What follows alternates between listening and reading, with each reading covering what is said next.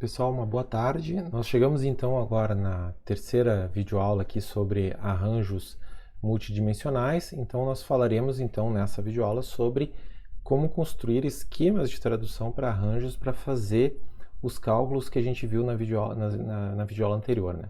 Então nós vamos começar com a declaração, né? Eu recomendo vocês darem uma olhada no N10 a 7, certo? Que é o vídeo anterior, que fala sobre como a gente chega então nessa formulação que nós temos aqui embaixo, certo?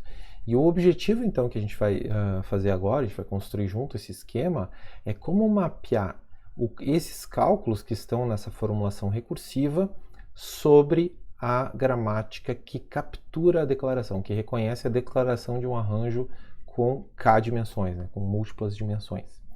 Então, notem que a definição recursiva que aparece nessa fórmula, ela tem que ser mapeada para essa gramática que tem uma definição recursiva também, recursiva inclusive à esquerda, né? A gente vê essa recursão à esquerda através dessa lista aqui, ó, porque essa lista é a lista de dimensões, sendo que cada uma das dimensões tem o low e tem o high, né? Então, é justamente essa recursão à esquerda aqui que a gente vai ter que explorar para conseguir implementar essa formulação recursiva sobre a gramática, certo?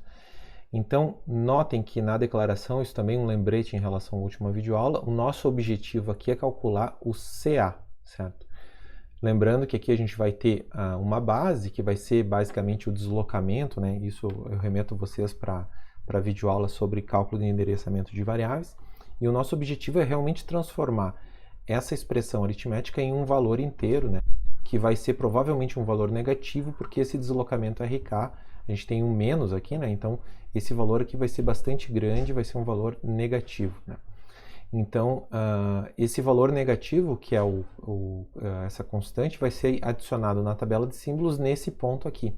Porque depois de calcular, então, esse deslocamento, a gente inclui, então, esse identificador na tabela de símbolos com um determinado tipo, com o tamanho do tipo, com a quantidade de elementos, que aqui a gente não vai calcular, né, mas com a quantidade de elementos para saber o espaço ocupado por esse arranjo em memória, né, mas sobretudo calcular então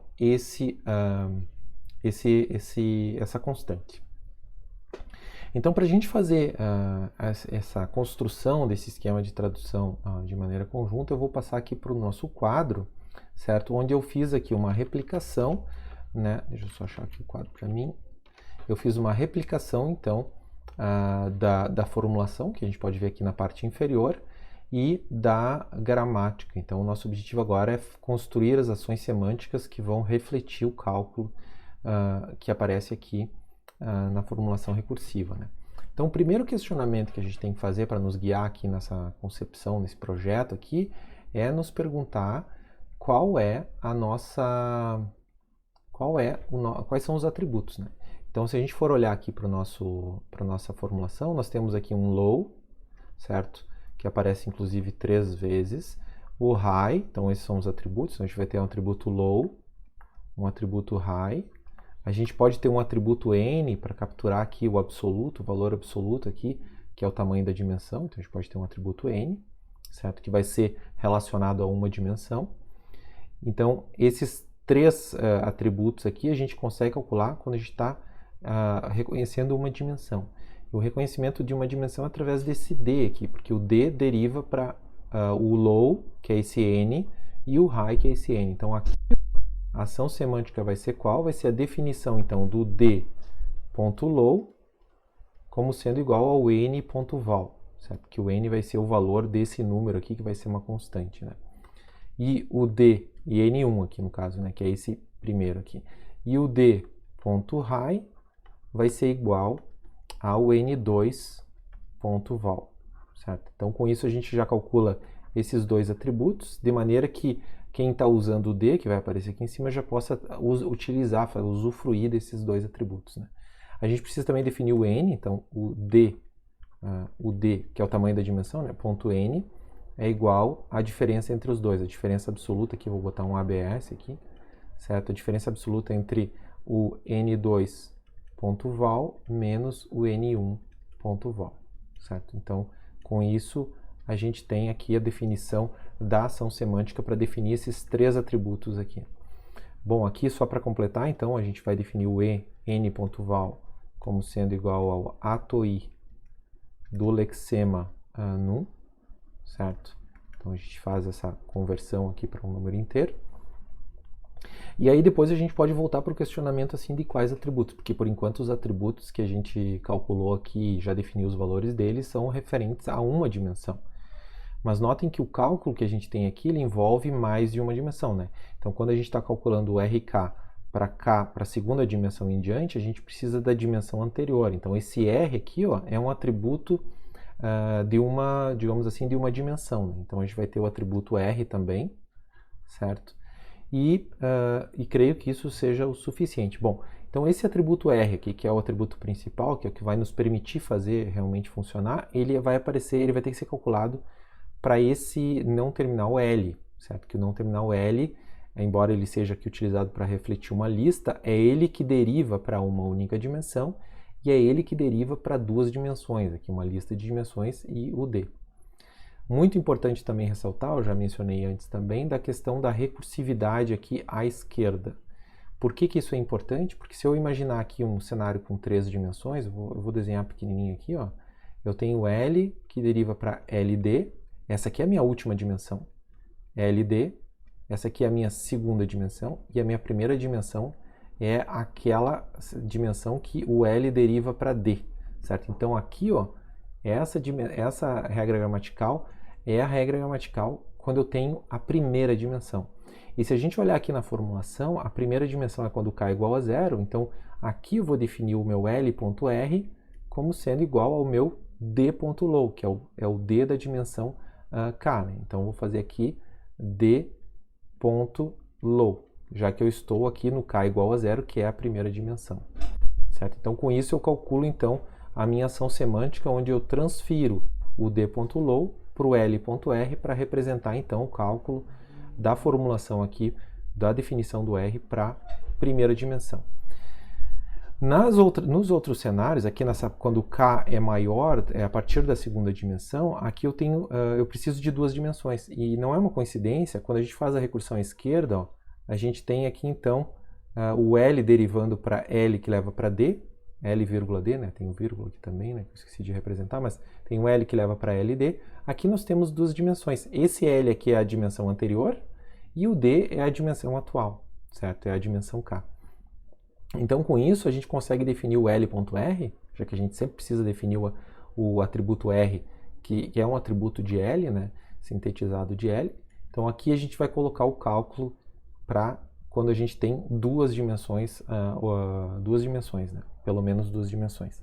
Então, aqui a gente vai colocar, então, um 1 aqui para diferenciar. Então, vai ser o L1.R, que esse é esse primeiro elemento que aparece aqui embaixo, multiplicado pelo tamanho da dimensão K, que é o D.N. A gente não precisa calcular novamente o valor absoluto, porque a gente já calculou aqui embaixo, certo? Somado com 1, essa soma com 1 aqui é para a gente fazer inclusive, né, para considerar que o high K ele também faz parte dos índices, né? Então os índices válidos são o low K até o high K, então por isso que a gente faz mais 1, certo? E isso a gente faz, então, entre parênteses aqui, mais o low K. E esse low K é o low da dimensão D, certo? Que é a dimensão K aqui nesse nosso exemplo. Então, a gente vai ter D low, certo? E com isso, então, a gente calculou o L.R nesse contexto. O que falta ainda para a gente terminar totalmente aqui? Falta calcular, então, essa formulação aqui, para onde a gente vai precisar do RK e do W. O RK vai vir através desse L aqui, na nossa declaração, e o W vai ser um atributo do tipo, então a gente precisa definir ele, né? T.W é igual a 4 aqui, porque o nosso float ocupa 4 bytes, é o tamanho do dado. Então, o CA propriamente dito, a gente vai calcular ele, então, aqui na parte da ação semântica da declaração, né? Então, a gente vai fazer aqui, então, que o CA, certo? Que vai ser uma variável local, a gente pode botar ela como uma variável local. A gente vai calcular então como sendo a base, vamos abstrair essa parte, mas vai ser menos o L.R, certo? Vezes o T.W, certo? Bom, daí quando é que a gente vai utilizar essa base? Isso aqui é uma variável local que a gente calcula aqui, né? E aí agora a gente vai inserir na tabela de símbolos. Na hora que a gente insere na tabela de símbolos, a gente tem acesso à base, que é, como vocês podem lembrar lá do vídeo de endereçamento de variáveis, a gente vai utilizar aquele deslocamento para ser a nossa base, né? Então, com aquele deslocamento, então a gente consegue calcular então o CA final, como sendo o deslocamento atual da tabela, que inclusive eu vou usar aqui tab.desloc, certo? Isso, mais o CA, certo? Então eu vou somar esse tab desloc para efetivamente eu ter o cálculo do CA aqui completo, né? Eu vou simplificar aqui, ó, só para deixar bem claro essa parte, certo? Eu vou botar diretamente o cálculo como está ali embaixo, certo? Então eu vou colocar aqui o tab.desloc, que é o atributo desloc da tabela de símbolos do escopo corrente, menos o L.R vezes o T.W. E esse CA eu vou utilizar depois para fazer a injeção disso na nossa tabela de símbolos. Então, quando eu vou chamar a função declara, que insere efetivamente esse identificador na tabela de símbolos, eu vou ter todos os parâmetros habituais, mas também o tamanho, né, que vou ter que calcular, não está sendo calculado aqui, mas vou ter que calcular também o tamanho, etc. e tal. E aí lá no final um parâmetro adicional, que a gente está vendo aqui, que é o CA propriamente dito. Então, com isso, a gente tem um esquema de tradução já funcionando, né, que mapeia, digamos assim, essa definição recursiva sobre uma gramática, tornando essa gramática, então, um esquema de tradução. Então, agora nós vamos passar, então, para um exemplo, certo? Eu vou voltar aqui para os slides. O nosso objetivo agora é calcular executar esse esquema de tradução para essa entrada aqui que aparece aqui embaixo, certo? Então, eu vou voltar aqui para o nosso quadro, onde eu já transformei aqui no caso do exemplo, certo? Deixa eu ver se eu consigo colocar o quadro slide. Acho que não adianta muito. Então, qual que vai ser o objetivo aqui? O objetivo vai ser, então, a gente executar as ações semânticas. Eu vou ficar trocando de quadro aqui para a gente fazer o passo a passo, né? Então, se a gente olhar para o n que leva para num, aqui a gente vai fazer, então, um cálculo do ATOI a partir do nval, certo? Perdão, a gente vai definir o atributo val como sendo o ATOI de 3, né? A gente vai fazer isso também para o 5, certo? E com isso, então, a gente vai ter aqui na primeira dimensão já os valores que são oriundos lá da nossa declaração, né? Agora, olhando para o nosso esquema de tradução, agora a gente vai fazer a redução, então, de n para d, e para isso a gente vai definir, então, o d.low, o d.high e o d.n. Para fazer isso, então, a gente vai colocar aqui na nossa árvore, o d.low vai ser igual ao 3, o ponto high vai ser igual ao 5 e o ponto n vai ser igual à diferença absoluta entre os dois, 5 menos 3, 2, certo? Então, com isso a gente vai ter o cálculo desses três atributos. Notem que aqui, ó, eu não estou gerando código, eu estou calculando uma constante, certo? E essa constante ela é calculada a partir desse esquema, né? Então, assim, quando eu tenho a derivação L que leva para D, eu vou ter então, olhando aqui para o nosso quadro, certo? A derivação L que leva para D, eu vou ter o cálculo do L.R a partir do D.low. Então eu vou definir o ponto R dessa dimensão aqui, da primeira, como sendo igual a 3, certo? E aí eu vou ir para esse outro lado, vou fazer algo semelhante aqui, eu vou fazer o val menos 2, o val igual a 3, vou definir os atributos low desse D aqui como sendo menos 2, o high como sendo 3 e o n dessa dimensão aqui como sendo a diferença absoluta entre 3 menos 2, certo? 3 menos menos 2, portanto 5, certo? E aí eu vou para o cálculo então do L que leva para L D, ou seja, eu vou calcular esse L.R a partir do L.R do filho, vezes a multiplicação, vezes a soma de D.N mais 1, mais D.low. Então, levando isso para a nossa fórmula aqui, eu vou definir o ponto R dessa dimensão como sendo igual ao 3, vou até escrever aqui para não me perder, 3, olhando para a fórmula ainda, 3 vezes o D.N mais 1, o D.N é o 5, então, vezes o 5 mais 1, e somado com o d.low. Então, somado com o menos 2. Então, o resultado disso nós teremos aqui, então, 6, 3 vezes 6, 18, menos 2, igual a 16. Então, a gente vai ter, então, a definição do ponto R desse L aqui como sendo o valor 16. Por fim, a gente vai ter, então, novamente aqui o n.val aqui menos 4, o n.val aqui como sendo 10. Quando eu for calcular, então, o ponto low desse D vai ser menos 4, o ponto high desse aqui vai ser 10, e o ponto N vai ser 10 menos menos 4, 14, certo? Que vai me levar, então, ao cálculo do L, desse L aqui, onde nós teremos, então, o valor 16 vezes o tamanho 14 mais 1, somado com o menos 4. Então, isso vai me levar, então, para 14, 15, 15 vezes 16. Vou, inclusive, calcular aqui. 15 vezes 16, 240. 240, que é o que vai dar esse termo aqui, menos 4, 236. Então, eu vou ter, então, o ponto R desse L aqui igual a 236. Percebam bem, eu continuo calculando a minha constante. E aí, quando eu for chegar na minha declaração, né, eu já vou ter feito a redução aqui do W, o W vai valer 4, e aí eu vou chegar na minha declaração, onde eu vou calcular o CA como sendo o tab deslocamento, como a gente pode ver aqui, o tab deslocamento menos L.R vezes o TW.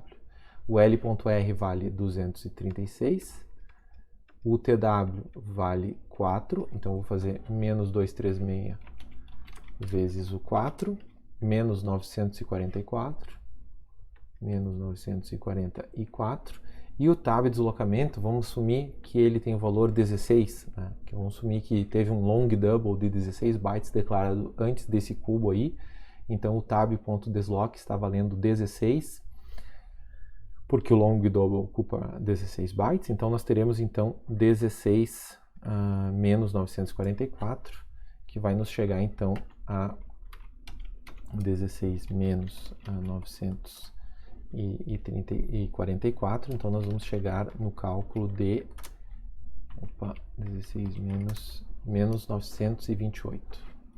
Menos 928. Então o CA vai valer isso, e aí quando a gente for inserir esse cubo aqui na tabela de símbolos, além da gente incluir, obviamente, todas as dimensões, os valores das dimensões, o tamanho do tipo, o tamanho ocupado pelo cubo, que isso a gente não calculou aqui, mas a gente teria que calcular também através de mais regras semânticas, né? A gente vai ter que incluir esse valor CA, certo? Que vai ser utilizado depois para se calcular o endereço efetivo. Então isso já nos dá uma economia bastante grande, porque todos esses cálculos aqui teriam sido feitos durante a execução se a gente não tivesse feito o cálculo dessa constante. Então até agora a gente viu a declaração de um arranjo multidimensional e a gente viu como a gente mapeia o cálculo da constante, né, associada a esse arranjo para construir um esquema de tradução, né? Então eu vou passar rapidamente aqui para o nosso terminal aqui para mostrar como que fica isso de uma maneira mais limpa, digamos assim. Então vou passar aqui para o nosso terminal slide, certo? Como vocês podem ver, eu fiz aqui um resumo aqui assim, né, com escrito aqui as diferentes regras, as ações semânticas que a gente viu antes ali no quadro, certo? Então, o que tem de diferente aqui, né, além do cálculo tradicional que a gente fez, a gente também está calculando o tamanho das dimensões, né, o espaço ocupado, para que quando a gente for declarar o nosso identificador, né, que é o nosso arranjo, a gente possa incluir também o tamanho dele na nossa tabela de símbolos, né? Então, esse atributo n que a gente estava utilizando para ser o tamanho da dimensão, d.n, né, a gente leva ele para cima, transformando ele num atributo sintetizado do não terminal L. E quando a gente chega numa situação onde a gente tem duas dimensões, a gente multiplica esses dois valores para a gente calcular o espaço ocupado pela dimensão L aqui. Então isso vai acabar chegando aqui em cima, né, na nossa regra principal da declaração, e aí a gente utiliza esse L.N para multiplicar pelo T.W, que indica o tamanho do tipo, né? Então com isso a gente tem o espaço ocupado por esse, digamos assim, arranjo na memória. Bom, então agora a gente vai ver então como a gente faz o acesso, certo? Então o acesso é um pouco diferente do cálculo na declaração, porque na declaração a gente está calculando uma constante, então a gente chega lá no final, como a gente viu, né? A gente chega ali no final, certo? Com para calcular o CA, certo? Que é a nossa constante que a gente viu ali nos slides, né? Aqui nessa parte aqui. Então, esse CA, ele vai ser incluído na tabela de símbolos e depois ele tem que ser utilizado lá na construção do acesso, certo? Para que a gente possa gerar código naquele arranjo, naquele esquema de tradução referente ao acesso. Então, aqui a gente está preocupado unicamente em calcular, né? Então, a gente faz os cálculos de maneira estática aqui durante o processo de compilação, né? Então, agora, se a gente passar, então, para o acesso, qual que é o nosso objetivo nesse acesso? É mapear esse cálculo aqui recursivo, né, do DK, por sobre uma gramática, né? Então, a gramática que a gente vai utilizar como inspiração vai ser essa aqui, certo? Onde a gente tem, então, um acesso que é basicamente o identificador e uma lista de dimensões, certo? E a lista de dimensões a gente tem novamente a recursividade à esquerda, de maneira que o L, quando leva para E, isso aqui significa a primeira dimensão, certo? E o E, né, ou seja, a coordenada, o índice, né, vai ser a partir de uma expressão, e essa expressão pode ser todas as expressões aritméticas da nossa linguagem. Nesse exemplo aqui, a gente está focado aqui só em utilizar o exemplo de uma soma, né, para a gente simplificar. Então, eventualmente aqui, né, se você aplicar isso aqui numa gramática real, esse E poderia derivar para outras operações aritméticas. Então, a diferença fundamental que existe no esquema de tradução que a gente vai montar agora com o esquema de tradução que a gente viu antes é que aqui, ao invés da gente calcular um valor, como a gente vinha fazendo antes de maneira estática, aqui a gente vai ser obrigado a gerar código. Por quê? Porque esse N aqui, ó, que faz parte da expressão, pode ter identificadores, e os valores desses identificadores a gente só vai saber deles quando a gente estiver executando o programa. Então o compilador não tem como saber qual que vai ser o valor, então ele não consegue, digamos assim, descobrir qual que vai ser o endereço, né? Ele precisa então gerar código para fazer esse cálculo. Então esse cálculo vai ser feito a partir dessa nossa definição recursiva, e aqui a gente vai usar uma ideia muito semelhante ao que a gente viu antes, né? Onde a primeira dimensão, que é quando k é igual a zero, é mapeada então para o L que leva para E, e quando a gente tem duas dimensões, a gente leva para a regra gramatical L que leva para LE, porque aqui o L vai ser a dimensão anterior e o E é a dimensão atual, a dimensão K. Bom, então para a gente construir isso, eu vou passar aqui para o nosso terminal slide, certo? Onde aqui no nosso terminal slide eu fiz aqui um esquema diferente para mostrar para vocês. Ao invés de usar o quadro, já que esse esquema aqui vai ficar um pouco mais complicado, eu vou usar então um editor de texto e vou tentar construir para vocês aqui.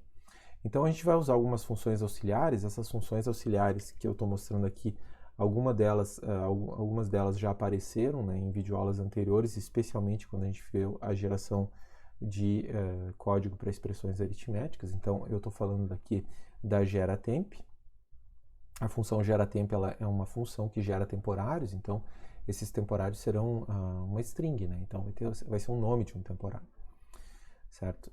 A gente tem também uma função tac, que é muito parecida com o printf aqui, né? Eu vou usar ela mais ou menos como se fosse um printf ali no exemplo, e o objetivo dela é gerar uma instrução, né? E essa instrução, então, ela vai ter um formato aqui, só que aqui na hora de botar o formato, eu vou botar, em vez de botar a formatação, como a gente coloca no printf, eu vou botar direto o nome da variável, e a gente vai imaginar que essa função vai substituir ali pelo valor, pela string, né? Correspondente ao valor de uma variável, né? A gente vai também ter uma função chamada tamdim, que é o tamanho da dimensão. A gente passa o nome do arranjo e a dimensão, e ele retorna o tamanho da dimensão, certo? Então isso a gente precisa, porque se vocês olharem aqui no nos nossos slides, né, nós temos aqui a necessidade de saber o tamanho da dimensão K. Então, para isso, a gente vai precisar consultar a tabela de símbolos, porque essa informação do tamanho da dimensão a gente pode assumir que a gente injetou na tabela de símbolos lá no momento da declaração. O esquema que a gente viu antes ali, que inclusive eu mostrei um sumário agora há pouco, ele não tem isso, né? Mas na prática a gente teria que implementar isso também para que a gente pudesse fazer essa consulta, né? Então, essas são as funções auxiliares. A gente vai usar um operador especial também, que é esse aqui, 2 barras verticais, como a gente já vinha usando anteriormente, para representar a concatenação, certo? E, além disso, a gente vai ter, então, dígitos ao lado dos não terminais. Isso aqui a gente vai usar com essa especificação. Então, esse 1 aqui não quer dizer que esse L é um não terminal diferente. Esse 1 indica unicamente que para a gente diferenciar do L da cabeça, certo? Então, aqui quando eu for colocar a ação semântica aqui, né, eu vou fazer referência a L1 ponto alguma coisa, né, o atributo, né, para diferenciar de L ponto atributo, certo? A gente vai usar uma variável global auxiliar aqui para mostrar, para talvez simplificar aqui o acesso a construção do nosso esquema, né? Então, a variável global a gente vai usar ident, que vai ser o identificador corrente no reconhecimento do acesso. Então, quando eu começar um acesso, eu vou salvar o nome do identificador nessa variável global, de maneira que lá, quando eu estiver reconhecendo as dimensões, etc. e tal, eu posso usar o valor dessa variável global para chamar aqui o tamanho da dimensão. E além disso, a gente vai usar então uma variável global que é tab, que aponta para a tabela de símbolos do escopo corrente, né? Então a gente vai assumir que temos, em outras regras gramaticais, a gente tem o gerenciamento dessa variável global. Aqui a gente vai simplesmente se preocupar em consultar ela, né, para obter informações referentes ao arranjo que a gente está tentando gerar um endereço para acessar uma determinada coordenada dele. Bom, então agora indo para o esquema de tradução, algumas coisas eu já comecei aqui. Então, começando pelas modificações em relação àquilo que apareceu ali no slide, o que eu fiz aqui? Eu transformei esse ID que tinha aqui, eu fiz uma regra específica, né, para que no final dessa redução a gente possa salvar na variável global o id.lexval, né, de maneira que quando a gente começa o reconhecimento das dimensões, a gente já tem essa variável global já definida, né, e a gente pode assumir isso durante as próximas ações semânticas desse acesso, né. Então é importante que no final aqui, né, depois de ter todo esse reconhecimento, essa variável ident aqui, uma das coisas que a gente vai fazer vai ser colocar ela para nulo, né, porque daí a gente não vai ter nenhuma variável de acesso, né, de arranjo multidimensional sendo acessada. Então a gente vai colocar aqui o código aqui que vai lidar com o L. Bom, as outras coisas que a gente herda também de esquemas anteriores é a questão aqui das expressões aritméticas, e eu vou usar aqui como uma pequena revisão rápida, né? Então, quando a gente tinha expressões aritméticas, quando a gente tinha, por exemplo, uma soma, a gente dizia que o código da cabeça é a concatenação desses dois códigos aqui, né? Mas nesse caso aqui, o N, a gente vai simplificar aqui, a gente não vai assumir que pode ser um número, a gente vai assumir que pode ser um identificador. Então, esse N, ele gera um código também. E o que vai ter dentro desse código? Vai ter aqui a carga, certo, digamos assim, do endereço de ID, né? Então a gente vai ter que consultar aqui, consultar a tabela, né? Tipo assim, endereço da tabela de ID lexval. A gente vai obter esse endereço, né? E esse endereço eu vou botar numa variável e. E aí depois a gente vai fazer a carga desse valor, né, através de uma instrução de load. A gente vai fazer um load desse e, certo, para um valor temporário, né? Esse valor temporário a gente pode gerar antes ele aqui, n.temp, gera temp, certo? Então a gente põe aqui assim, a gente está gerando um TAC agora, né? Então e, que carrega o valor do endereço de memória e coloca em n.temp.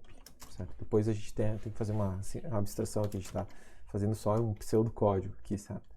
De maneira que quando a gente chega aqui nessa ação semântica referente à soma, a gente tem que concatenar a carga, né, desse identificador imediatamente antes de gerar propriamente dita a soma. Então aqui depois de fazer a geração do código e1.código e do n.código, para fazer essa concatenação a gente gera um TAC com a soma, né? E essa soma a gente vai ter que gerar um temporário para guardar o valor. Então a gente vai fazer aqui um e.temp gera temp. Então isso aqui tudo é revisão daquela videoaula sobre expressões aritméticas, né? Então a gente vai somar o e1. Deixa eu só ajustar aqui, o e1.temp, que vai gerar um temporário também, com o n.temp. Eu vou colocar isso aqui na linha de baixo para ficar ter mais espaço aqui. E o resultado disso aqui eu vou colocar em e.temp, certo?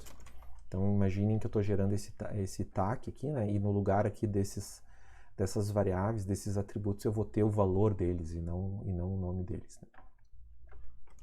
Então isso aqui é a geração da soma, né? Eu ainda estou nessa revisão. E aqui, de maneira bem mais simples, eu vou simplesmente reaproveitar, né, o valor de n.temp, do atributo n.temp, eu vou levar ele para o e.temp, já que a gente um e vira um n aqui, né? E o e.código, né, e.código é igual ao n.código. Esse n foi feita uma carga lá, tem alguma instrução, que nesse caso aqui é um load, né? Bom, aí fica faltando aqui, né, o foco principal aqui dessa videoaula, que é a geração de código, né, para a gente calcular o endereço de uma coordenada aqui desse arranjo multidimensional, né? Então, para a gente fazer isso, né, a gente vai então usufruir desses atributos temp e código nesses dois es. E tendo em vista que o cálculo a gente está gerando código, né, para fazer o cálculo desse endereço, a gente vai ter que então usar atributo l.código também, o atributo code, né, do código, né, para o não terminal L também. Então, toda essa questão de concatenação de instruções, a gente vai fazer também nas ações semânticas desses dois não terminais, né? Então, eu vou começar por essa produção L que leva para E, que é a produção quando a gente está trabalhando então com a primeira dimensão, né? E se a gente lembrar a primeira dimensão aqui no nosso slide, deixa eu só voltar aqui para o nosso slide, nós temos aqui que o d.k é igual ao i.k. Então o que a gente precisa fazer aqui? O i.k, na realidade, o valor de i, o valor do índice, ele vai ser o valor da expressão, né? E a gente já sabe que o valor da expressão vai estar no temp daquela expressão. Então, para isso, a gente pode levar essa informação para cima. A gente não precisa fazer nenhuma geração especial, certo? Então, voltando aqui para o nosso código, certo? O que a gente precisa fazer aqui? A gente precisa fazer que o l.temp, a gente leva essa informação para cima, certo? Ou seja, o valor do índice, né, vai pegar de e.temp. Mas não basta fazer isso, porque isso aqui eu vou estar só pegando o valor do temporário, né, que basicamente é só um char, né?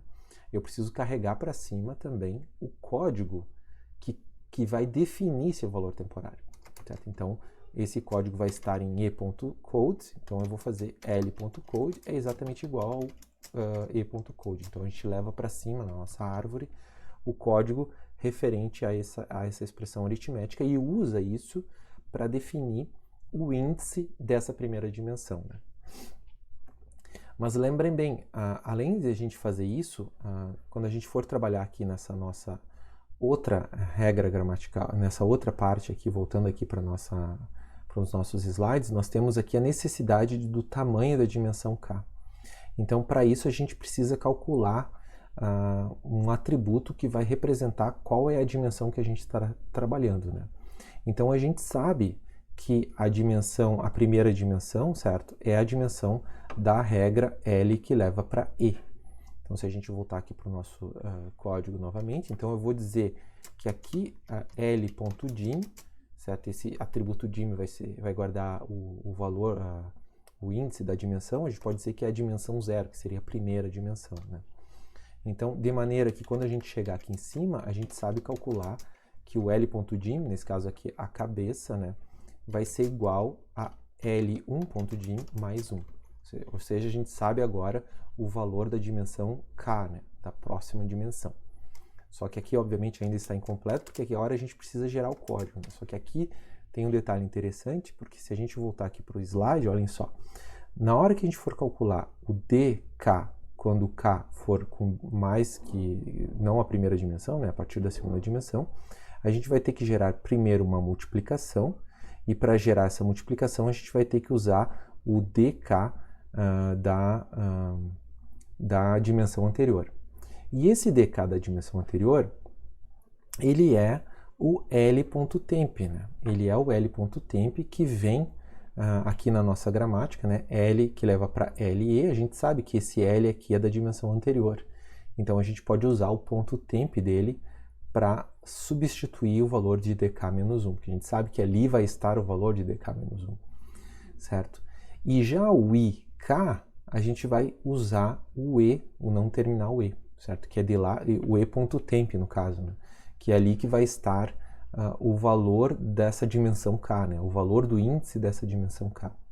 Então, para isso, a gente vai fazer então primeiro uma multiplicação, a gente vai usar o L.temp multiplicar pelo tamanho da dimensão k, que é o L.dim, como a gente acabou de fazer, e depois o resultado disso a gente vai colocar em i.k. Então, a gente tem que implementar isso aqui no nosso regramento, né? Então, a primeira coisa que a gente vai fazer, a gente vai gerar valores temporários. Aqui eu vou botar um t, eu vou usar uma variável x aqui que vai ser um temp, um valor temporário para a gente guardar o resultado da multiplicação, certo? E aí o que a gente vai fazer? A gente vai gerar esse valor temporário e aí a gente vai começar a montar o código de L, certo? E o código de L vai ser o quê? Vai ser o L1.código concatenado com o e.código concatenado com agora as instruções que a gente vai gerar, certo? E a primeira instrução é a instrução de multiplicação, onde a gente vai multiplicar o L1.temp pelo valor da dimensão, certo? E o valor da dimensão, a gente precisa consultar a tabela de símbolos usando a nossa função especial, que é tamdim, como a gente viu antes. Então aqui eu vou botar isso numa variável t aqui, então eu vou botar tamdim ident, que é a nossa variável global que tem o nome do identificador, e vou dizer que a gente quer saber o tamanho da dimensão L.dim, que a gente já calculou aqui, que é L.dim, L1.dim mais 1. Então eu vou multiplicar agora então, o L1.temp, né, que é o nosso dk-1 ali da nossa fórmula, pelo t, certo? E o resultado disso eu vou colocar no nosso valor temporário aqui, nesse x aqui, que vai ser o nome de um temporário que a gente gerou. Então, depois de ter feito essa multiplicação, nos resta fazer a soma, né? Então, a soma que a gente vai fazer vai ser uma soma. O que a gente vai somar? A gente vai somar o x, que a gente acabou de calcular, somando com o e.temp, que é o valor, o nome do temporário, onde vai estar o índice, né, da próxima dimensão, da dimensão k que a gente está trabalhando agora. E o resultado disso, onde é que a gente vai colocar? A gente vai jogar ela para o L.temp. Certo? Inclusive, eu tenho que gerar aqui um valor temporário para ela, né? Um nome temporário para ela, gera temp. Certo? Então, com isso, nós temos agora, então, a geração, então, do TAC, né? E aí, bom, fecho aqui as chaves e tá feito. E basicamente é isso no quesito das duas regras aqui, da equação, né? Que eu vou voltar aqui, dessas duas equações aqui, então, o dk e k, que a gente fez na produção L que leva para E, e o dk igual a dk-1, essa multiplicação, essa soma, quando a gente está no L que leva para L e E. O que falta agora, a gente ainda não calculou o endereço final, né? O que falta agora é a gente ter aqui na nossa regra aqui do acesso, né, ter justamente essa multiplicação e essa soma, né? Então, para isso, a gente vai ter que, vou voltar aqui para o nosso terminal, a gente vai ter que usar algumas funções auxiliares aqui, né, para a gente consultar a tabela de símbolos, né? Então, uma delas seria assim, o tamanho o valor W, né? Então, eu vou procurar aqui obtém W, que é o tamanho do dado, né? Então, seria aqui, então, a gente passaria o nome do arranjo multidimensional e ele retorna o tamanho do dado, que na nossa formulação ali seria o W, né? Além disso, a gente vai precisar também, para fazer a implementação desse cenário aqui, uma função para obter o CA, que é aquela constante, né? E de novo a gente vai passar como parâmetro o nome do arranjo. Então retorna a constante CA que foi calculada lá na hora da declaração, né? E aí acho que com isso a gente está ok aqui para seguir adiante. Então a gente vai estar justamente nesse ponto aqui, ó. Então a primeira coisa que a gente vai fazer vai ser que obtém o W, e a gente vai passar ident, certo? Depois a gente vai obter o CA, obtém o CA, passando ident. E aí agora a gente está pronto, digamos assim, para gerar o código que vai calcular o endereço, né? Então notem que quando a gente tem esse L aqui, a gente pode assumir que esse L veio com todo esse código já concatenado, né? Então a gente vai partir aqui que o acesso.código vai ser, em primeiro lugar, o L.código, certo? Todo o código que está nessa subárvore aqui. Então a gente vai concatenar isso com, primeiro que a gente vê lá, né, com a multiplicação. Então a gente vai multiplicar, vai gerar um TAC, então, da multiplicação do valor dk, que vai estar em L.temp, como a gente atribuiu lá no final, ó, aqui embaixo, multiplicado pelo W, né, que a gente acabou de obter. E o resultado disso a gente vai colocar aqui numa variável x temporária. Então, vou gerar esse variável x temporária, gera temp, e depois disso a gente vai gerar um outro TAC, que é a soma, então, desse x, né, com o valor do CA, né? Então, o CA que a gente acabou de obter também diretamente da tabela de símbolos. E o resultado disso, né, a gente vai colocar no acesso.temp. A gente vai gerar um outro temporário. Resultado disso, acesso.temp. O que vai ter nesse acesso.temp? Vai ter o nome do temporário que vai conter o endereço quando todo esse código que a gente está gerando aqui for executado lá pelo ambiente de execução, né? Então, e quando ele executar esse código, ele vai definir então o valor dessa variável aqui, certo? Então, com isso a gente conclui, né? Aí depois esse acesso que a gente está gerando aqui, né? A gente pode ver ele em outras produções gramaticais, né? Então, por exemplo, a gente pode ter uma expressão que é um acesso a um vetor, né? Um arranjo multidimensional. Então aqui o e.código vai ser igual ao acesso.código, certo? E a gente sabe que vai ter o acesso.temp, né? Então o que a gente faz com esse acesso? Nesse caso aqui a gente quer fazer a carga daquele valor, por exemplo. Então a gente vai gerar um TAC, que é um load do acesso.temp.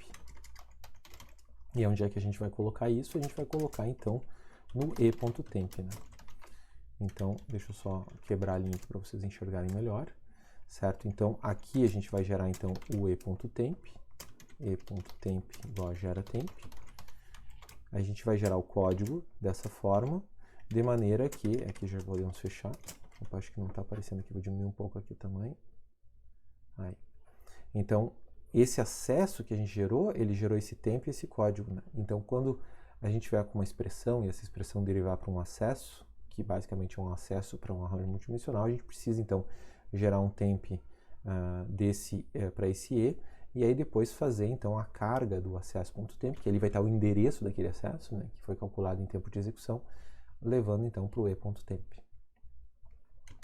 Então isso dá uma ideia, né, de como a gente implementa. O que eu quis fazer aqui, né, eu preferi usar aqui o nosso editor de texto, ao invés de escrever no nosso quadro, que eu acho que fica um pouco mais legível também, né, mas para mostrar para vocês qual que é a ideia, a filosofia, digamos assim, do mapeamento, né, de um desejo que a gente tem, que é calcular aqui essa formulação, né, e entender como é que isso fica sobre a gramática, ou seja, criar esse esquema de tradução, né.